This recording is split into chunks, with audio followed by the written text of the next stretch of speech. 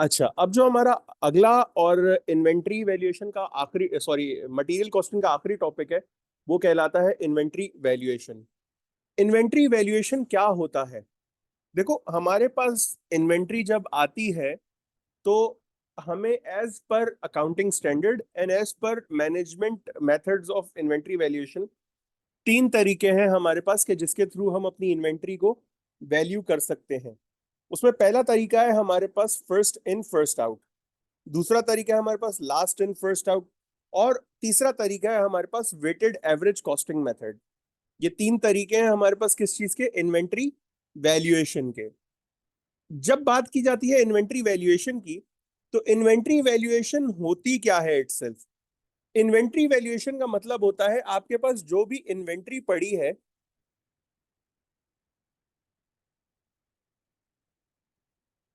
आपके पास जो भी इन्वेंट्री मौजूद है उसकी कॉस्ट या वैल्यू आइडेंटिफाई करो।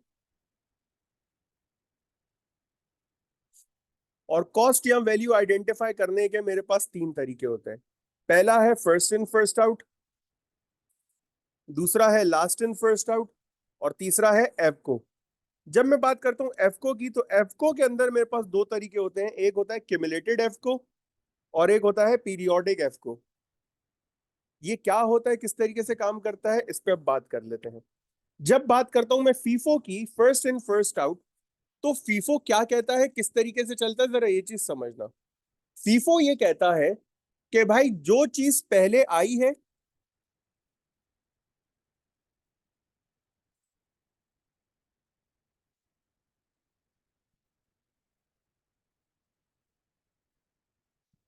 वो ही पहले जाएगी भी, वो ही पहले जाएगी भी।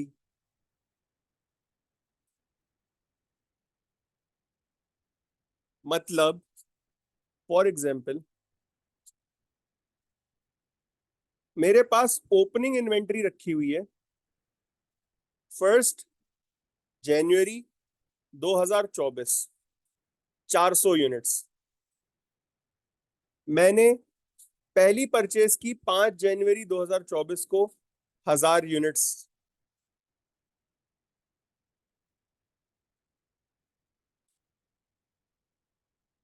और मैंने 10 जनवरी 2024 को 800 यूनिट्स इशू किए। मैंने 10 जनवरी 2024 को 800 यूनिट इशू या फिर सेल किए। आप इसे सेल कह लो या इशू कह लो, इसे परचेज कह लो या रिसीट कह लो, एक ही बात है। अब अकॉर्डिंग टू फीफो पहले कौन सी जानी चाहिए? मेरे पास पहले कौन सी आई थी? ओपनिंग इन्वेंट्री थी ना मेरे पास पहले। पुरानी इन्वेंट्री कौन सी है? ओपनिंग। तो ओपनिंग को पहले बेचो, मतलब 800 में से पहले चाहेंगे 400, और फिर बाकी के 400 जाएंगे 1000 में से। ये चीज समझ आती है?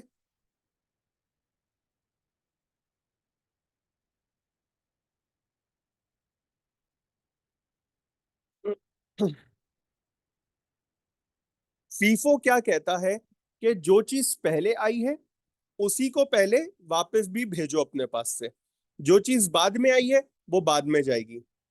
इन अदर वर्ड्स, इन्वेंट्री जिस ऑर्डर में आपके पास रिसीव हुई है उसी ऑर्डर में आपके पास से इशू भी की जाएगी। Is that clear to everyone?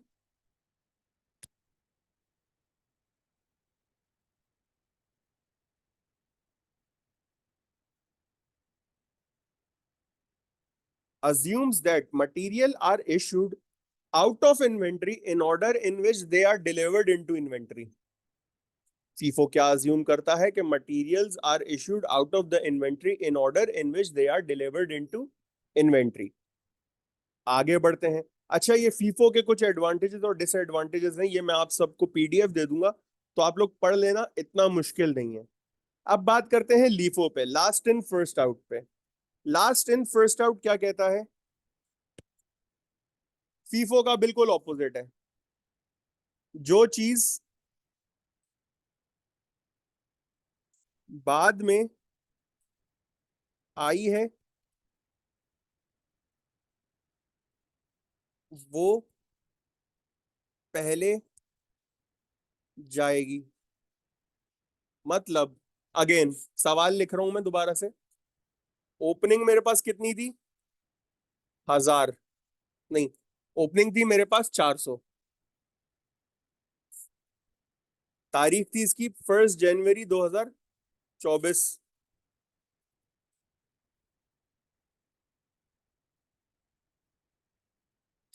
मैंने परचेज की 10 जनवरी 2024 को 1000 यूनिट्स। सॉरी, 5 जनवरी को मैंने परचेज की और 10 जनवरी 2024 को मैंने सेल्स कर दी कितनी? 800 यूनिट्स। अब लीफो क्या कहता है? लीफो कहता है कि भाई ये जो 800 यूनिट्स आपने सेल किए हैं ना, ये जो 800 यूनिट्स आपने सेल किए हैं, ये 800 यूनिट पूरे के पूरे कहां से जाएंगे? 1000 से जाएंगे। ये 800 यूनिट पूरे के पूरे कहां से जाएंगे? 1000 से। ये चीज समझ आती है?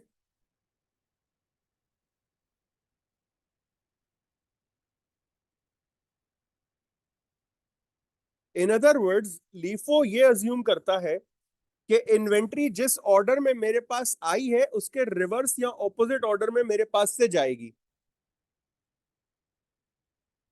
रिवर्स या ऑपोजिट ऑर्डर का क्या मतलब है? जो चीज पहले आई है उसको बाद में बेचो, जो चीज बाद में आई है उसको पहले बेचो।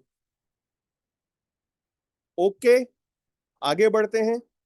अगेन ये एडवांटेजेस और डिसएडवांटेजेस हैं, ये आप लोग पढ़ लेना। और आखिरी चीज है हमारे पास एफ को क्यूमुलेटिव वेटेड एवरेज मेथड। मैं पहले एफ को समझा देता हूं कि एफ को इटसेल्फ क्या चीज है। यहां पर मैं लिखता हूं एफ को। एफ को कहा जाता है वेटेड एवरेज कॉस्टिंग। एफ को क्या कहा जाता है? Weighted average costing. Average costing या वेटेड एवरेज कॉस्टिंग का क्या मतलब है? भाई मेरे पास ये ओपनिंग इन्वेंट्री है 1 तारीख को 400 यूनिट। मेरे पास 5 तारीख को परचेजेस हैं 1000 यूनिट्स। 5 तारीख की परचेज के बाद मेरे पास टोटल कितने यूनिट्स हो गए? 5 तारीख की परचेज के बाद मेरे पास बैलेंस कितना आ रहा है? 1400 यूनिट्स का। तो अब ये जो 10 तारीख को मैंने 800 यूनिट्स बेचे हैं ना, ये इन 1400 यूनिट्स में से जाएंगे। इससे फर्क नहीं पड़ता कौन सा पहले आया कौन सा बाद में आया है, ये इन 1400 में से जाएंगे। ये चीज समझ आती है सबको?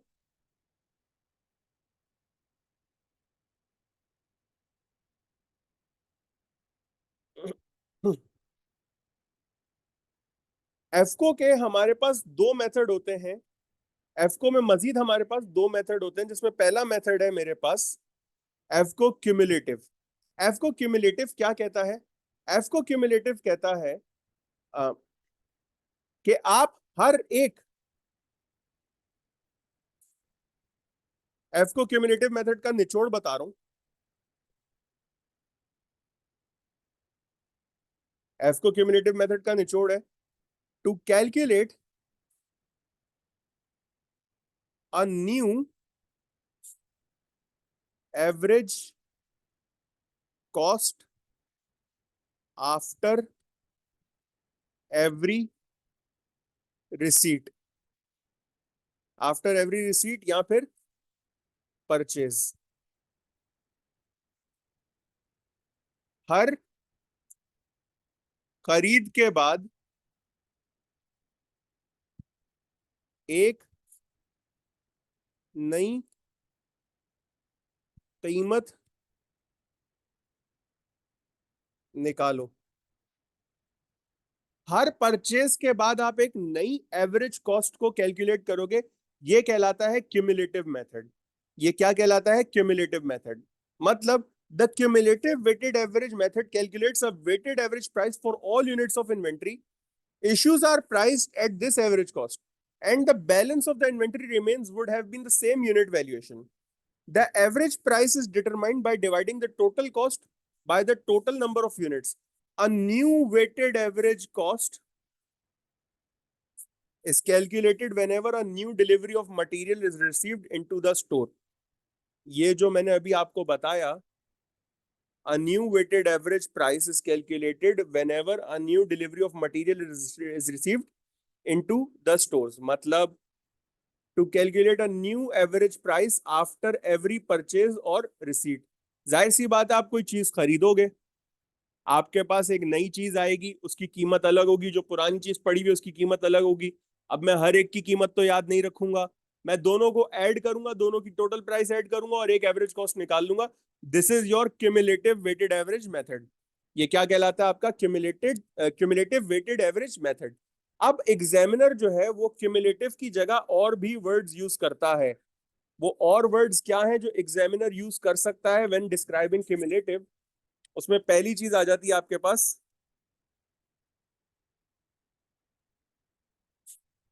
परपेचुअल इन्वेंट्री, या परपेचुअल सिस्टम कर लो इसको। इसको आप कर लो परपेचुअल सिस्टम, इन्वेंट्री छोड़ दो, परपेचुअल।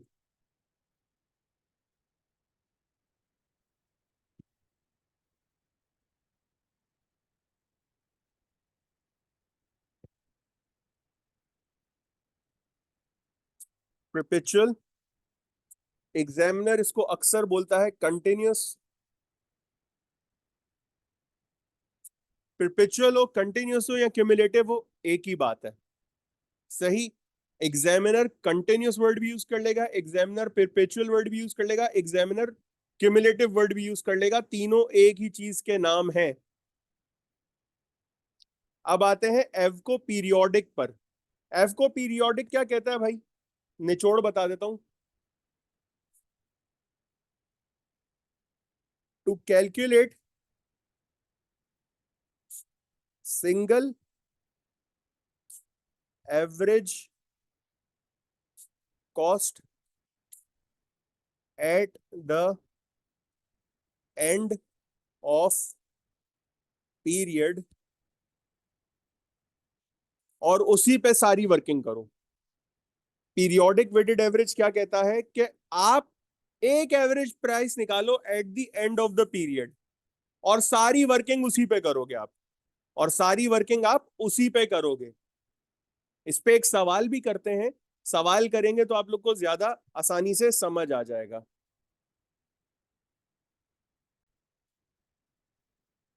अच्छा, ये हमारे पास एक सवाल है that is related to FIFO LIFO NF को। सवाल पढ़ लेते हैं। अब देखो, जब मैं बात करता हूँ फीफो लीफो एफको की, तो हमें यह पता होना चाहिए कि एग्जाम में हमसे क्या क्या चीजें मांगी जा सकती हैं। हमारे लिए सबसे इंपॉर्टेंट चीज क्या है कि एग्जाम के सिनेरियो में एग्जामिनर हमसे क्या क्या मांग सकता है। एग्जामिनर हमसे मांग सकता है सबसे पहले value of closing inventory. Examiner हमसे मांग सकता है वैल्यू ऑफ क्लोजिंग इन्वेंट्री। दूसरी चीज, एग्जामिनर हमसे मांग सकता है क्वांटिटी ऑफ क्लोजिंग इन्वेंट्री। तीसरी चीज एग्जामिनर हमसे मांग सकता है cost of goods sold total. चौथी चीज एग्जामिनर हमसे मांग सकता है cost of goods sold any particular date.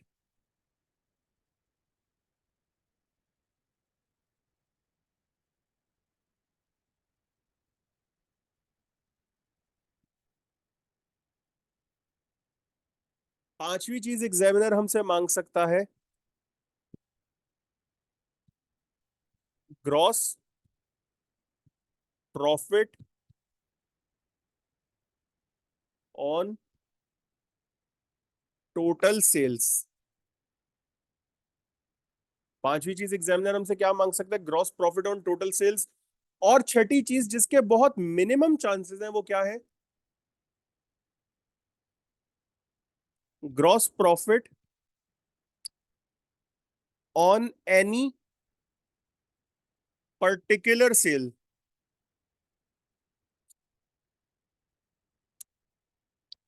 Gross profit on any particular sale मतलब ये तीन आपके पास अगर सेल्स गिवन है तो इनमें से किसी एक पर वो आपसे ग्रॉस प्रॉफिट मांग लेगा। ये छह चीजें एग्जामिनर आपसे मांग सकता है इन्वेंट्री वैल्यूएशन के सवाल में, यानी कि फीफो लीफो और एफको में। अच्छा, और ये छह चीजें जो है वो एग्जामिनर आपसे फीफो की भी मांग सकता है, लीफो की भी मांग सकता है, एफको की भी मांग सकता है, और एफको में दोनों मांग सकता है, यानी कि क्यूमुलेटिव भी और पीरियोडिक भी। सही। आगे बढ़ते हैं, अब ये सवाल सॉल्व कैसे करना है जरा इस पर आते हैं। यहां लिखा हुआ है on 1 January 2024 ABC company held 300 units of finish goods in inventory. मेरे पास 1 जनवरी 2024 को ओपनिंग इन्वेंट्री कितनी थी?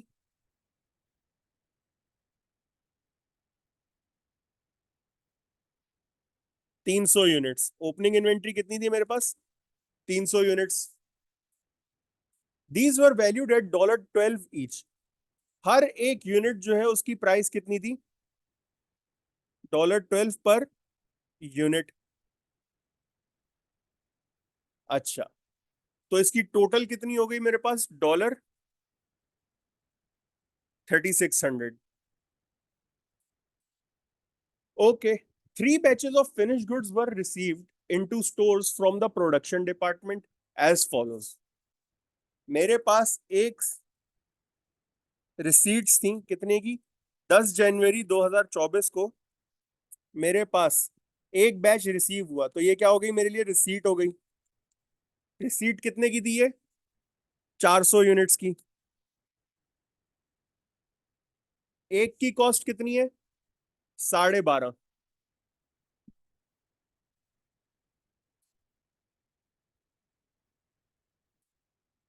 उसके बाद मैंने 14 जनवरी को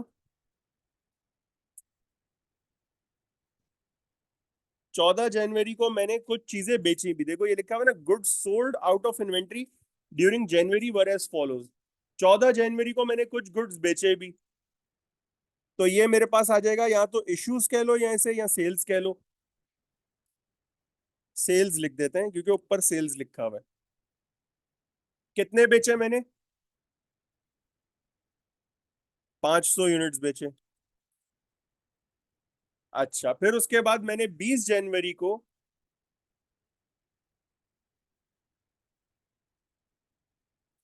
20 जनवरी को मेरे पास 400 यूनिट्स मजीद आए। रिसीट्स कितनी थी?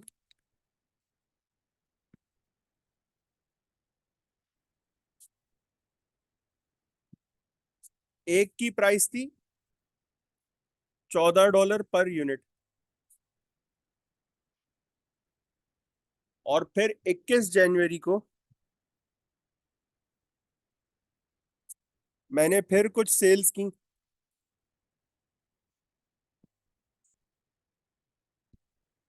कितनी सेल्स थी? 500 यूनिट्स।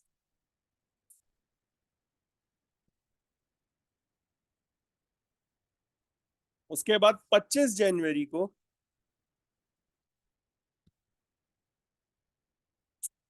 मेरे पास फिर कुछ रिसीट्स आई, 400 यूनिट्स,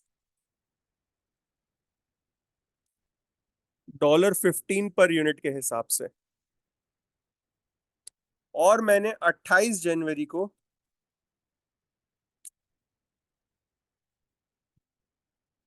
सेल्स की 100 यूनिट्स की। ये मेरे पास पूरा डेटा बन गया। अब मुझे इस डेटा को यूज करते हुए जो इस सवाल में हमसे चीज मांगी गई है वो क्या है? Closing inventory. लेकिन हम ये सारी चीजें निकालेंगे, हम ये सारी चीजें निकालेंगे इस डेटा को यूज करते हुए, जो डेटा मुझे यहां पर गिवन है।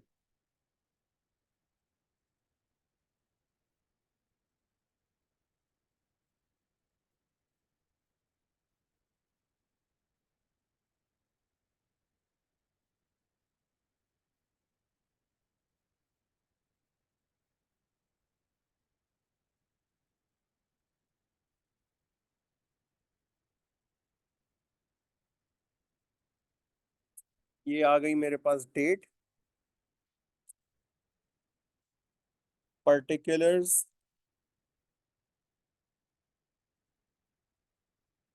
Quantity, price per unit, cost per unit और टोटल अमाउंट।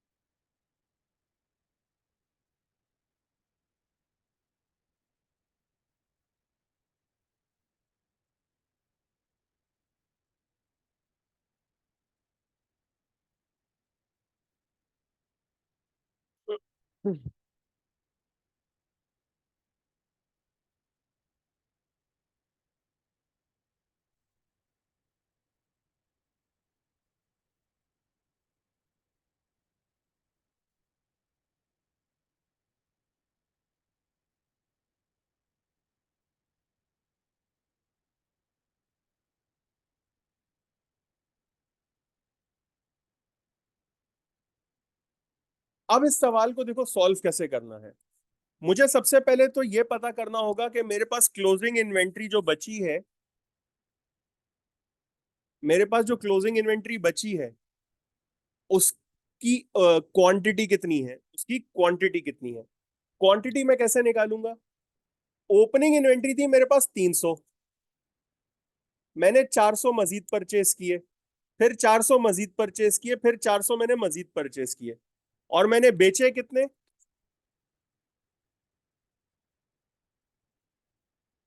सेल्स मेरी थी 500 यूनिट्स, 500 यूनिट्स, 100 यूनिट्स। तो 300 प्लस 400 ये हो गए 700, 700 प्लस 400 ये हो गए 1100, 1100 प्लस 400 ये कितने हो गए मेरे पास? 1500 हो गए। और इस 1500 में से मैंने बेचे कितने? 500, 500 और 100, 1100 यूनिट्स बेच दिए। तो मेरे पास क्लोजिंग स्टॉक कितना आ गया? क्लोजिंग इन्वेंट्री मेरे पास कितनी आ गई? 400 यूनिट्स। सबसे पहले तो आप लोगों ने ये चीज निकालनी है कि मेरे पास क्लोजिंग इन्वेंट्री कितनी बचती है। जब आप लोगों ने ये फाइंड कर लिया ना कि ये मेरे पास क्लोजिंग इन्वेंट्री के क्वांटिटी है, तो समझ लो आपने सवाल का एक हिस्सा तो कंप्लीट कर लिया। अब दूसरा हिस्सा जो कि थोड़ा इंपॉर्टेंट भी है, कि अब इनकी सबकी कॉस्ट को हमने इवेल्युएट करना है। ये जितनी भी कॉस्ट्स हैं इन सबको हमने क्या करना है? इवेल्युएट करना है। ये जो डेटा था अब तक, ये सारा डेटा क्या था मेरे पास? जो ब्लैक से लिखा हुआ ये सारा डेटा मेरे पास क्या था? जो क्वेश्चन में गिवन था। अब मैं बात कर रहा हूं उस डेटा की जो हम लोग खुद यहाँ पे कैलकुलेट कर रहे हैं, जिसमें सबसे पहले मैंने कैलकुलेट किया क्लोजिंग इन्वेंट्री क्वांटिटी, जो कितनी आ रही थी मेरे पास? 400 यूनिट्स आ रहे थे। सबसे पहले कॉस्ट निकाल लो जितनी भी आपकी परचेजेस हैं। तो पहली परचेज थी मेरे पास 400 की, एक यूनिट था मेरे पास 12.5 के हिसाब से। तो 400 की टोटल कॉस्ट कितनी आ गई मेरे पास? 5000 आ गई। ये 5000 मैंने कैलकुलेट कर ली। उसके बाद मैंने फिर 400 यूनिट्स परचेज किए थे 14 रुपए के हिसाब से, तो इसकी कॉस्ट टोटल कितनी आ गई? 5600 आ गई। उसके बाद मैंने फिर 400 यूनिट परचेज की थे 15 के हिसाब से, तो इसकी कॉस्ट कितनी आ गई टोटल? 6000 आ गई। मैंने कॉस्ट कैलकुलेट कर ली। अब मैं सब, जो अगला स्टेप मेरा आएगा, जो यूनिट्स मैंने बेचे हैं उनकी कॉस्ट कितनी है, जो यूनिट्स मैंने बेचे हैं उनकी कॉस्ट कितनी है, मुझे ये बताना है। आ जाओ जी, बिस्मिल्लाह करते हैं। मैंने यहां पर जब परचेज की तो मेरे पास बैलेंस कितना आ रहा था? मेरे पास बैलेंस आ रहा था 700 यूनिट्स। कितना बैलेंस आ रहा था? 700 यूनिट्स, जिसमें 300 यूनिट्स जो है वो पुराने थे और 400 यूनिट्स नए थे। मैंने बेचे कितने? 500 यूनिट बेचे। अगर मैं फीफो यूज कर रहा हूं, अगर मैं फीफो यूज कर रहा हूं तो ये 500 यूनिट मैं कैसे बेचूंगा? इन 500 यूनिट को मैं दो हिस्सों में तोड़ दूंगा। पहले जाएंगे ये वाले 300 यूनिट्स जो कि पुराने हैं, पहले जाएंगे 300 यूनिट्स पुराने वाले। तो ये वाले 300 यूनिट्स मैं पहले बेच दूंगा। ये आ गए 300 यूनिट्स। इन 300 यूनिट की कॉस्ट कितनी थी? $12। ये हो गए कितने? 3600। और फिर उसके बाद मेरे टोटल बचे कितने? 500 यूनिट्स मैंने बेचने थे, 300 मैंने बेच दिए, पीछे बचे कितने? 200 बचे। ये 200 मेरे पास कहां से जाएंगे? इस 400 में से जाएंगे। 200 में एक यूनिट की कॉस्ट कितनी आ रही है? 12.5। तो ये कितने हो गए? 2500 हो गए। इस तरीके से जो मैंने 500 यूनिट्स टोटल बेचे, उनकी कॉस्ट कितनी आ रही है मेरे पास?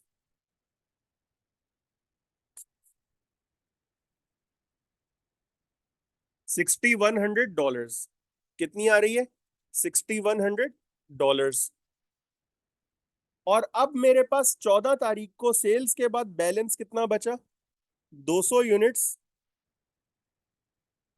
और ये 200 यूनिट्स मेरे पास कहां से बचे? 400 में से बचे। इनकी एक की प्राइस कितनी आ गई? 12.5। और ये आ गया मेरे पास कितना? 2500। मैंने उसके बाद मजीद खरीदे 400 यूनिट्स। तो मेरे पास 20 तारीख को बैलेंस कितना आया? 600 यूनिट्स का। ये 600 यूनिट में से 200 यूनिट पुराने वाले थे और 400 यूनिट्स नए वाले थे। अब मैंने 500 यूनिट 21 तारीख को मजीद बेचे। 21 तारीख को जो मैंने 500 यूनिट बेचे वो भी दो हिस्सों में तकसीम हो जाएंगे। 200 यूनिट क्योंकि मेरे पास पुराने वाले पड़े हुए थे, तो पहले मैं बेचूंगा 200 यूनिट। एक की कीमत कितनी थी? 12.5। तो ये कितना हो गया? 2500 हो गया। पीछे बचे कितने? 500 यूनिट्स बेचने थे, 200 बेचे, 300 बच गए पीछे। ये 300 यहां आ गए। अब ये 300 यूनिट्स कहां से बेचूंगा मैं? 400 वाले में से बेचूंगा। एक की कीमत कितनी है? 14। तो ये 14 आ गई। ये कितना हो गया मेरे पास?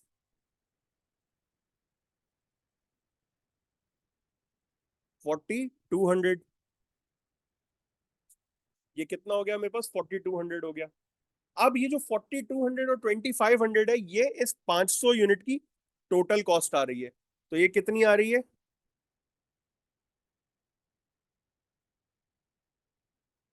6700 आ रही है। कितनी आ रही है ये? $6700। ये 500 यूनिट बेचने के बाद मेरे पास बैलेंस क्या बचा?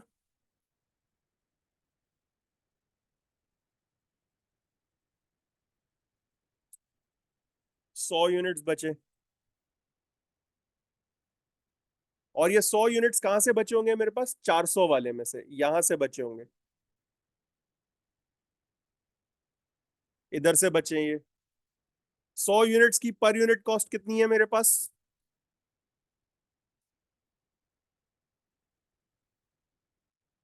तो ये आ गया $1400 यहां पर।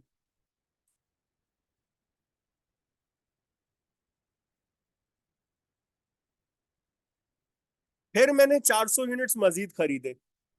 अब मेरे पास बैलेंस कितना बचा? 500 यूनिट्स हो गए। इन 500 में मेरे पास 400 नए वाले हैं और 100 पुराने वाले हैं।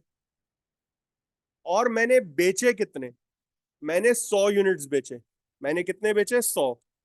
जाहिर सी बात है, 100 यूनिट्स बेचे होंगे तो वो पहले कहां से गए होंगे? इन यूनिट्स में से गए होंगे। ये 100 यूनिट्स भी मेरे पास खत्म हो गए। और इन 100 यूनिट्स की कॉस्ट कितनी है मेरे पास? $14। तो ये कितने हो गए मेरे पास? 1400 हो गए। यहां पर मैंने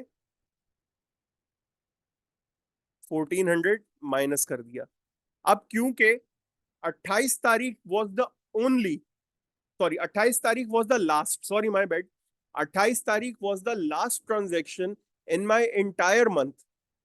तो उसके बाद मेरे पास जो भी बचा वो क्या आ गया मेरे पास, क्लोजिंग इन्वेंट्री, जो हम ऑलरेडी कैलकुलेट कर चुके हैं 400 यूनिट्स। वो क्लोजिंग इन्वेंट्री जो मैं ऑलरेडी कैलकुलेट कर चुका हूं 400 यूनिट्स। इस 400 यूनिट की कॉस्ट अब मेरे पास कहां से आई होगी? ये जो मैंने परचेज किए थे 400 एट $15 पर यूनिट, तो ये टोटल हो गया होगा मेरे पास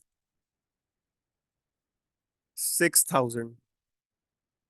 ये मैंने इन्वेंट्री की वैल्यूएशन कर ली using first in first out. ये मेरी इन्वेंट्री की वैल्यूएशन हो गई थी using first in first out. First in first out use करते हुए मेरी इन्वेंट्री किस तरह से वैल्यू होगी ये मैंने यहां पर आपके सामने कर दिया। अब हमने क्या क्या चीजें निकाल ली? हमने निकाल ली value of closing inventory which is this thing, ये 6000।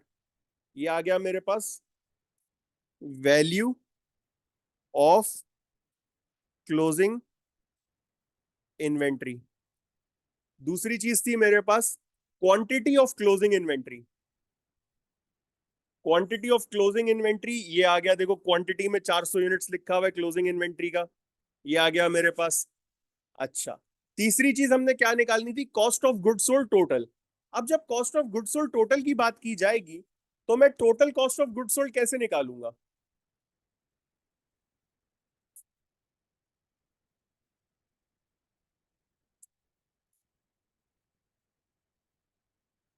Total cost of goods sold कैसे निकालूंगा?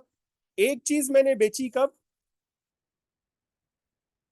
14 तारीख को, उसकी कॉस्ट ले लो।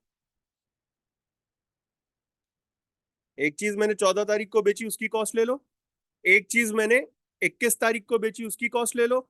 एक चीज मैंने 28 तारीख को बेची, उसकी कॉस्ट ले लो। ये तीन कॉस्ट है मेरे पास। इन तीनों कॉस्ट को जब मैं ऐड कर दूंगा दैट इज 6100 प्लस 6700 प्लस 1400, तो मेरे पास total cost of goods sold आ जाएगी। और ये कितनी हो रही है मेरे पास?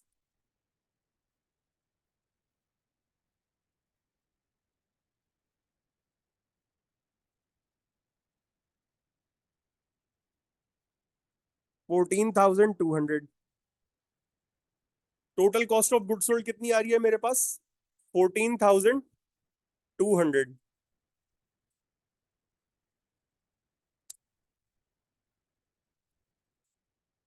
तो कॉस्ट ऑफ गुड्स सोल्ड भी हम लोगों ने कैलकुलेट कर ली।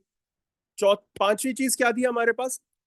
सॉरी, चौथी चीज थी हमारे पास cost of goods sold of any particular date. भाई मैंने तीन चीजें बेची ना, एग्जामिनर आपको कहता है 14 तारीख की मुझे जो सेल्स है उसकी कॉस्ट निकाल के दो, ये रही आपके पास। एग्जामिनर आपको कहता है मुझे 21 तारीख की सेल्स की कॉस्ट निकाल के दो, ये रही आपके पास। एग्जामिनर आपको कहता है मुझे 28 तारीख की सेल्स की कॉस्ट निकाल के दो, ये रही आपके पास। ये तीनों चीजें हमने कैलकुलेट कर ली, अलग अलग कॉस्ट भी कैलकुलेट कर ली हमने। मैं यहाँ पर लिख भी देता हूँ।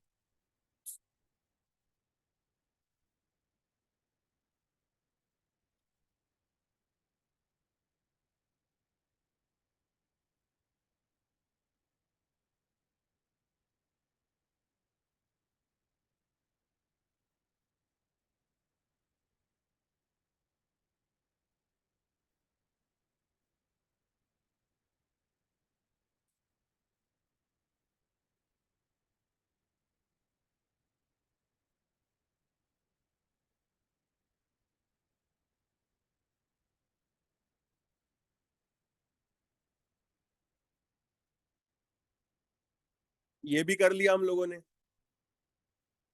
उसके बाद हमारे पास क्या चीज थी? Gross profit on total sales. अच्छा, अब ये देखो gross profit on total sales मैं कैसे निकालूंगा? मेरी टोटल सेल्स कितनी है? यहां पर एक लाइन खींचते हैं।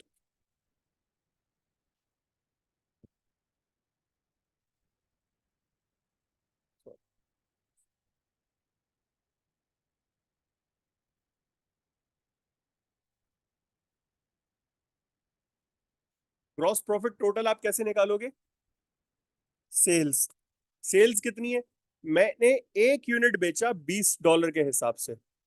मेरी सेलिंग प्राइस पर यूनिट कितनी है? $20। और मैंने टोटल कितने यूनिट्स बेचे? 1100। तो ये हो जाएगा 1100 मल्टीप्लाई बाय 20। मेरे पास टोटल सेल्स आ जाएंगी। इसमें से मैं माइनस कर दूंगा cost of good sold total, जो कि ये अमाउंट है 14,200। जब मैं सेल्स में से 14,200 cost of good sold minus करूंगा तो मेरे पास क्या आ जाएगा? Gross profit. मेरे पास क्या आ जाएगा? Gross profit. किस तरह से?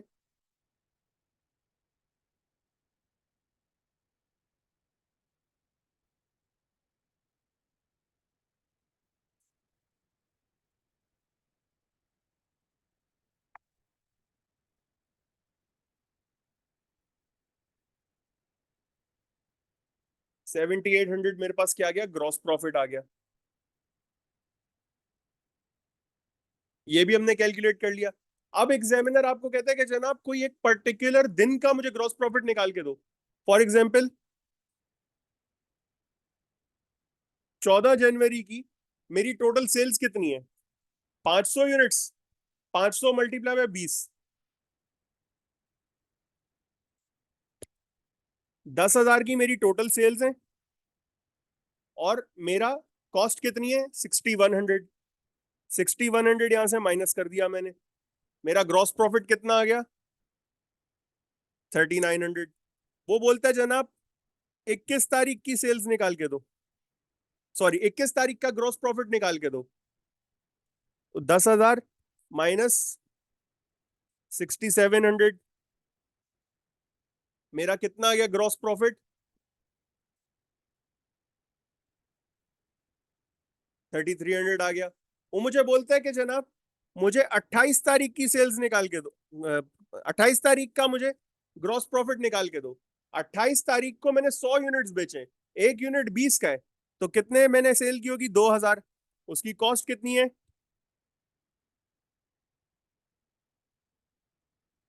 तो मेरा ग्रॉस प्रॉफिट कितना आ गया?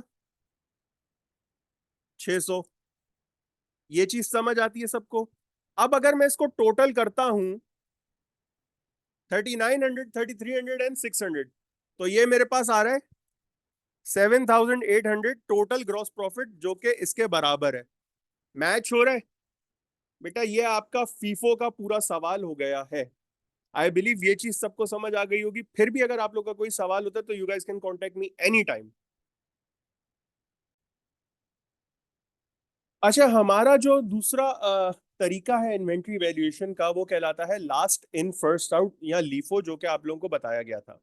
लीफो किस तरीके से होता है? कमोबेश तरीका वही फीफो वाला है, बस अब फर्क आ जाता है कि इन्वेंट्री की कॉस्ट पे क्या इम्पैक्ट आएगा। फर्क कहाँ आता है कि इन्वेंट्री की कॉस्ट पे क्या इम्पैक्ट आएगा अगर मैं लीफो यूज कर रहा हूं तो। जरा समझना इस चीज को।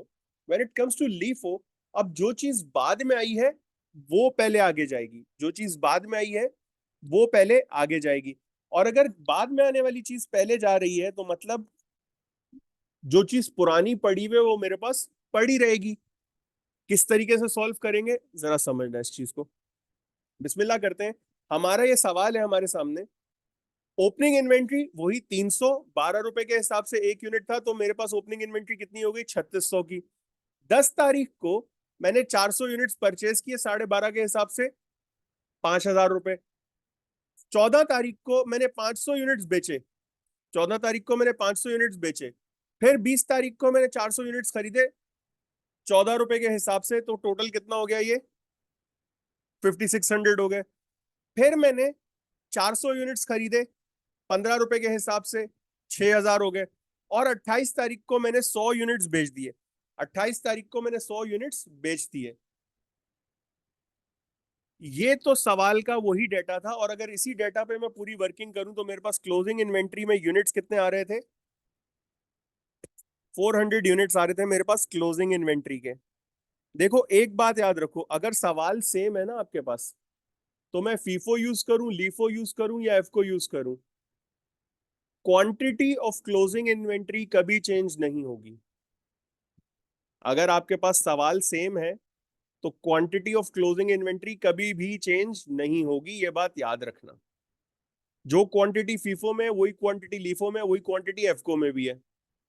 कोई चेंज नहीं आएगा इस पूरे सवाल में क्वांटिटी में। जो आपकी क्वांटिटीज हैं या जो आपके नंबर ऑफ यूनिट्स हैं जो आपने बेचे हैं, खरीदे हैं या क्लोजिंग इन्वेंट्री में रह गए हैं, वो हमेशा सेम रहेंगे। चलो जी, अब कैलकुलेशन की तरफ आते हैं। क्योंकि मैं लीफो यूज कर रहा हूं और यहां पर मैंने पहले 700 यूनिट्स बेचे हैं। ये 700 यूनिट्स मेरे पास दो चीजों को मिला के बन रहे थे, विच इज 400 एंड 300। अब जब मैं बेचने पर आऊंगा, मैं लीफो यूज कर रहा हूं। क्या यूज कर रहा हूं? लीफो। तो पहले मैं नया वाला बेचूंगा। नया वाला यूनिट बेचने से क्या मुराद है? पहले मैं ये 400 यूनिट्स बेचूंगा। ये 400 यूनिट की कॉस्ट कितनी है मेरे पास? 12.5। तो ये 12.5 से मल्टीप्लाई कर दिया, ये आ गया मेरे पास टोटल 5,000। पीछे बचा कितना? मैंने 500 सॉरी मैंने 500 यूनिट्स बेचने थे। 500 यूनिट में से मैंने 400 यूनिट्स कहां से बेच दिए? जो मैंने लेटेस्ट खरीदे थे 12.5 के हिसाब से। तो ये आ गया मेरे पास टोटल कितना? 5,000। पीछे बचा कितना? 100 यूनिट्स बचे। ये 100 यूनिट्स मेरे कहां से जाएंगे? 300 वाले में से जाएंगे।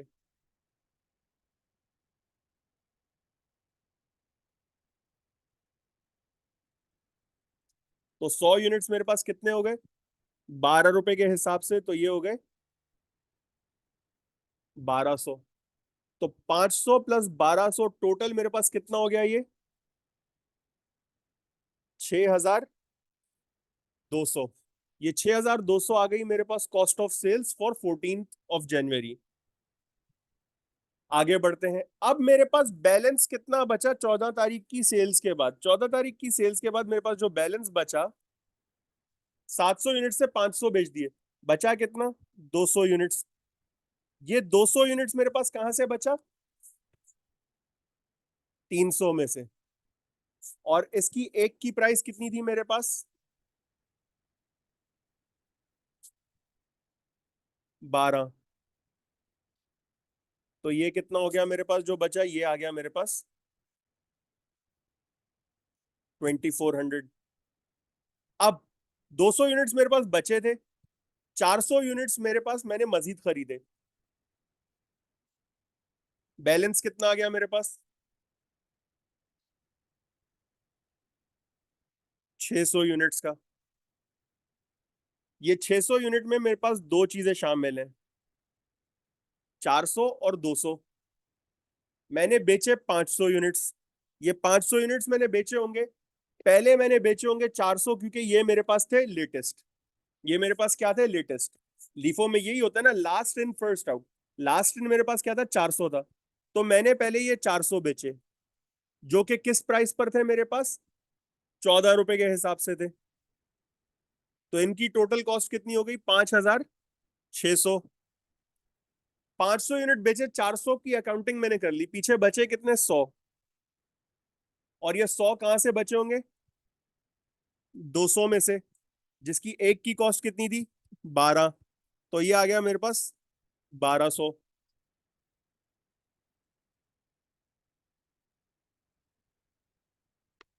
तो 5,600 प्लस 1200 टोटल कितना हो गया मेरे पास? ये 6,800।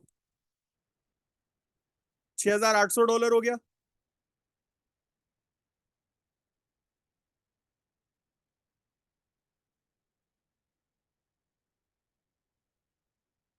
बैलेंस कितना बचा मेरे पास? बैलेंस बचा मेरे पास अब 100 यूनिट्स का। ये 100 यूनिट्स कहां से आए होंगे मेरे पास? जो यहां से बचे थे। और एक की प्राइस कितनी थी?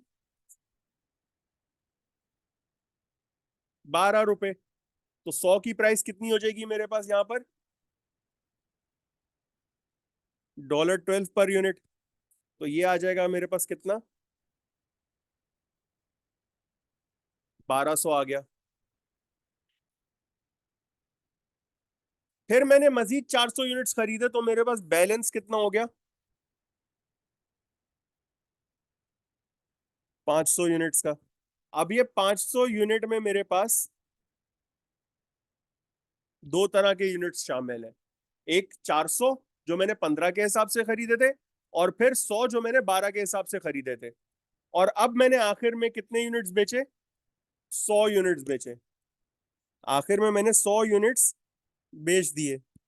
तो ये 100 यूनिट्स मेरे पास कहां से गए होंगे? जो मेरे पास लेटेस्ट परचेज थी, विच इज 400। एक की प्राइस कितनी थी? 15 थी। तो इसकी टोटल प्राइस कितनी हो गई? 1500। यहां से मैंने $1500 जो है मजीद माइनस कर दिए।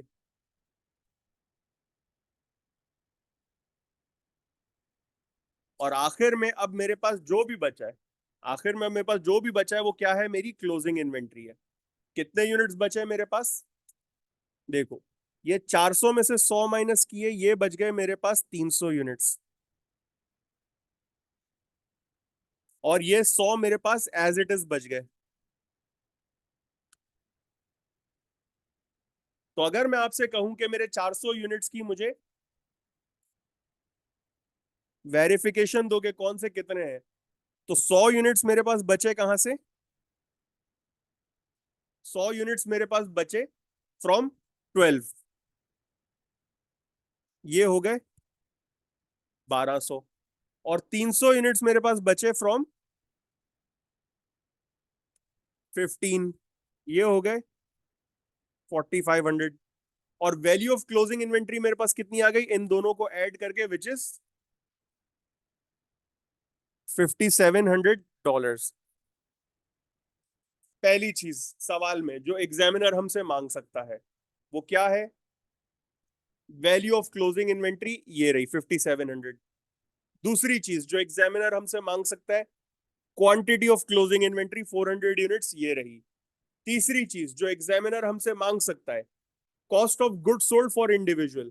तो 14 तारीख की कॉस्ट ऑफ सेल्स ये आ गई, 21 तारीख की कॉस्ट ऑफ गुड सोल्ड ये आ गई, और 28 तारीख की कॉस्ट ऑफ गुड सोल्ड ये आ गई।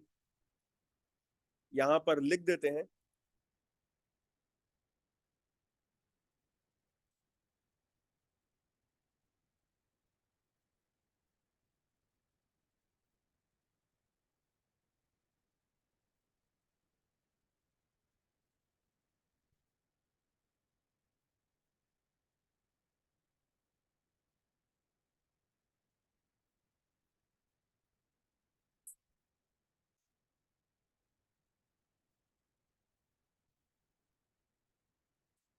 $6200, $6800 एंड $1500।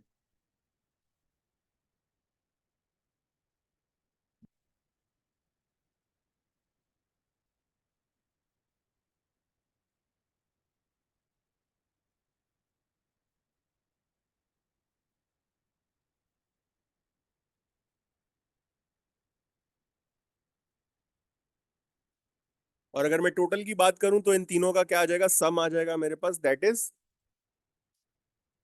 14,500।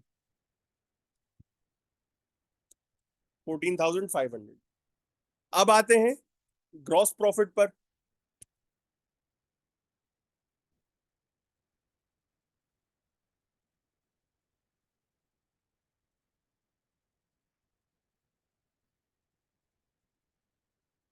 14 जनवरी मैंने 500 यूनिट्स बेचे। एक यूनिट 20 रुपए का बेचा था जो कि क्वेश्चन में गिवन है। तो मेरी सेल्स कितनी थी? 10,000। कॉस्ट कितनी थी? 6200। मेरा ग्रॉस प्रॉफिट कितना हो गया फॉर 14 जनवरी?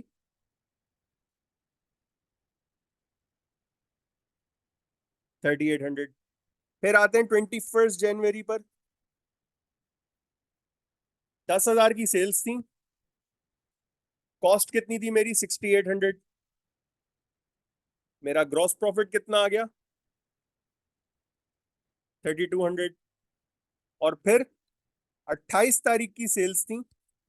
सेल्स थी मेरे पास 2000 की। 20 × 100 जो ये यहाँ थी, 20 × 100 सेल्स थी मेरे पास 2000 की। मेरी कॉस्ट थी 1500। तो मेरा प्रॉफिट कितना आ गया? 500 का आ गया। अब बात करते हैं टोटल पर।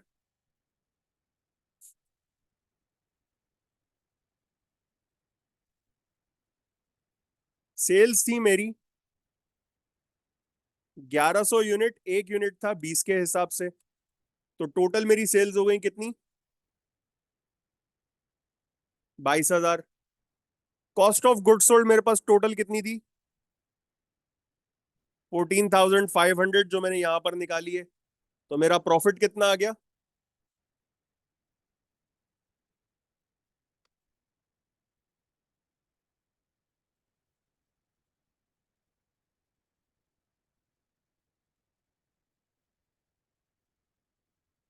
7,500। मेरा प्रॉफिट कितना आ गया? 7,500 आ गया। इसको ऐड करके देख लो, 7,500 आ रहा होगा तो हमारा सारी वर्किंग सही है। 3,800, 8 और 2 10 और 5 15, 3 और 3 6 और 1 7, $7,500 यहां भी आ रहा है। ये दोनों प्रॉफिट सेम आ रहे हैं, ये तीनों कॉस्ट सेम आ रही हैं। हमारे पास क्लोजिंग इन्वेंट्री की वैल्यू और क्वांटिटी आ गई। आई बिलीव यहां तक सबको समझ आ गया होगा। फिर भी अगर आप लोगों का कोई सवाल होता है तो you guys can contact me any time. इंशाल्लाह नेक्स्ट लेक्चर में मैं आप लोग को एफको भी करवाऊंगा।